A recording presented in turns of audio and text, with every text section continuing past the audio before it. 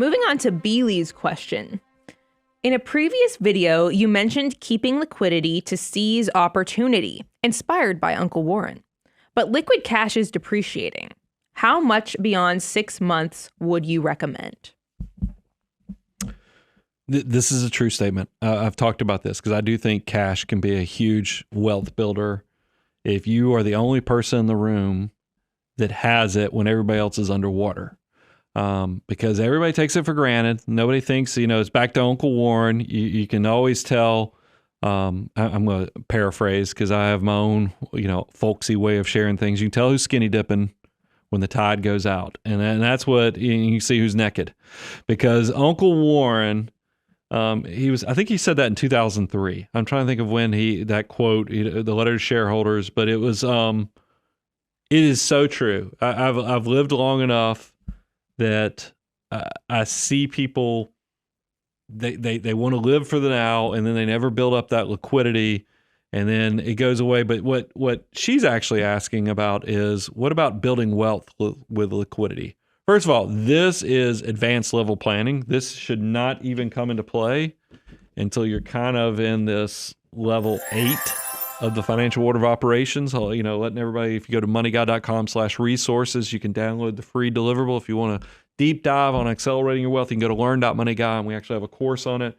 But this is definitely step 8. Don't even consider doing this extra cash until you're really beyond step 7, which is hyperaccumulation, meaning that I want you to have on autopilot. You're saving and investing 25% of your gross income. And now you've already put that to aside. You've got that on an automated, inevitable wealth journey. But you have extra cash that's building up. And you're like, well, what do I do? Here's what I've done. As I know, like we bought during the pandemic, people panicked about office space. So Bo and I were able to buy this beautiful building that we're in. And will probably be our building for at least the next 10 years. And then I think even if we outgrow this building, which will be a blessing if we do, I'll still keep this building because it's on the square of downtown Franklin. This is the Fifth Avenue of Tennessee, right? I'm telling you, this is a gem that we landed. Would not have been able to do that if I didn't run thick on cash. Now I realize I own some small businesses. I have employees. So I know a lot of people are counting on me to have extra cash more than others. So I carry that responsibility. And Warren is kind of with Berkshire Hathaway, they have extra float because they're an insurance company. So it kind of requires them to run extra fat on cash. But she is right in the fact that cash does depreciate, meaning that even though cash right now is paying over 4.5%, if inflation is at 8%, your purchasing power is being taken away. But I always know there's a cycle, that there's going to be a recession typically twice every decade. So that's not so much time that has to go by that you can take advantage of it. Because right now, like real estate, you don't make your money long-term on the real estate traditionally right out of the gate on the cash flow. You make it on when you purchase. And valuations got really rich during this post-pandemic when all this money came out.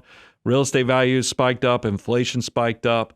I wouldn't be hot and heavy to be running out and buying something right now, but I would be getting, because like I said, all the extroverts of the doom category are all hanging out together. You're starting to see unemployment spike up. You're seeing real estate's not selling as fast as it is. We've got market volatility where the market was down over 20% last year at points in the year.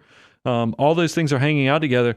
That always makes me think, hey, there's going to be an opportunity potentially that you could use this. And here's the thing, it can change from year to year. Maybe you realize that you ran a little fat because you're worried about your job or you're worried about the uncertainty of the economy, and that created an opportunity that you could buy a building or you could make a bigger investment because an individual stock that you think is going to be around and great for years went down to super cheap bargain basement prices. But you'd have money to jump into it. But maybe you come out of it and happy days are here again and things are rocking and rolling. You always have the option of redeploying that cash, and then you can increase your dollar cost averaging. That's the other thing I like, is when I feel like my cash is getting too big, I will just say, you know what? Great time to increase that monthly investment again. So I'll add an extra few $1,000 in each of the months. And then it's kind of another forced scarcity game I play with myself. It's like, I wonder if I can do this for a full year. And then after you do it that year, and if your cash is still at a good place, but hey, why don't I kick it up again and see if I can do that? It's kind of like a lot of people who don't like running, but run because of the benefits of it, will use mailboxes as inspiration. Hey, can you run to that mailbox? Can I run to that stop sign up there? And you're giving yourself things to push you. You can do the same thing with your cash. Build it up. After you've made it to step 7 of the financial order of operations, you can always go back and redeploy it later. This is one of those things where there's already going to be comments say, he didn't answer the question. The reason is because there's too many nuances on this that I can't give you, but I can tell you parts of the facets of what you should consider so that you can hopefully make the best decision for your personal situation. I think that makes a lot of sense. Beely, thanks so much for sending in that question, and we appreciate you being here.